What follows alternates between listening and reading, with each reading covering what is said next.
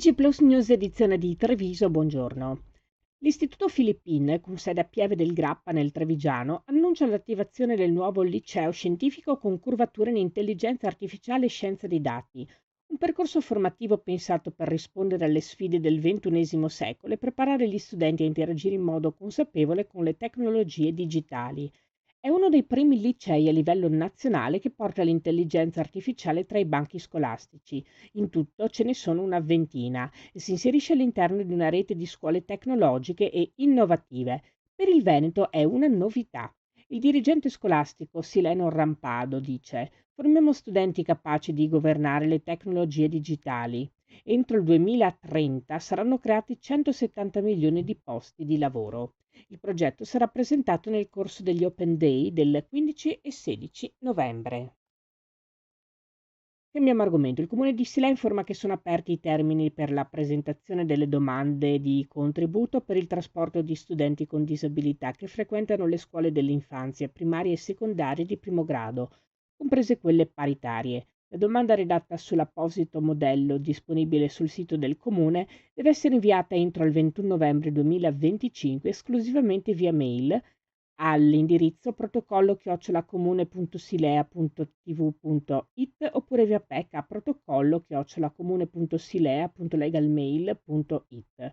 Possono richiedere il contributo alle famiglie di studenti residenti nel comune di Silea che nell'anno solare 2025 dal 1 gennaio al 31 dicembre frequentino o abbiano frequentato una scuola dell'infanzia primaria o secondaria di primo grado e che siano in possesso di una certificazione di disabilità grave oppure di un riconoscimento di invalidità civile con diritto all'indennità di accompagnamento o di frequenza.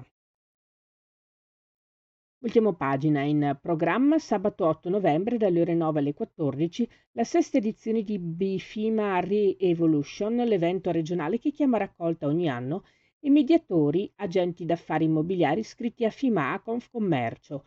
Interverranno i vertici nazionali e regionali della categoria. Il tema centrale sarà l'intelligenza artificiale a servizio dell'agente immobiliare.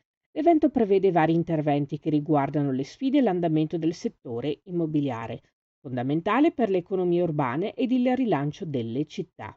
Si analizzeranno varie proiezioni e si affronteranno con il contributo di esperti sia aspetti motivazionali legati alla leadership e alla professione, sia aspetti tecnici e normativi.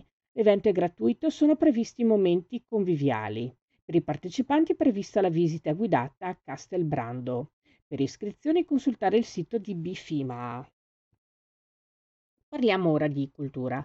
Dopo l'ottimo debutto del cartellone concertistico di metà settembre con una festa barocca, si alza il sipario anche sulla stagione lirica 2025-2026 del Teatro Mario del Monaco, con la direzione artistica del maestro Stefano Canazza.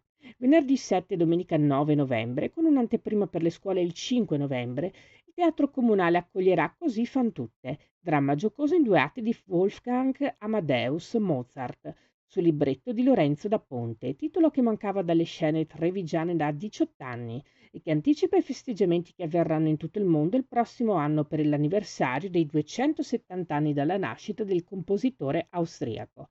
Una stagione che si apre già forte di un ottimo risultato in termini di vendite. Sono infatti 708 gli abbonamenti staccati per il cartellone operistico trevigiano. In 4 anni dalla prima stagione di riapertura del teatro dopo la pandemia, il numero degli abbonati per la sola stagione lirica è cresciuto di oltre il 50% e anche entrambe le recite di Così fan tutte si preannunciano già da tutto esaurito. Si chiude qui il nostro notiziario. Grazie per essere stati con noi. Arrivederci.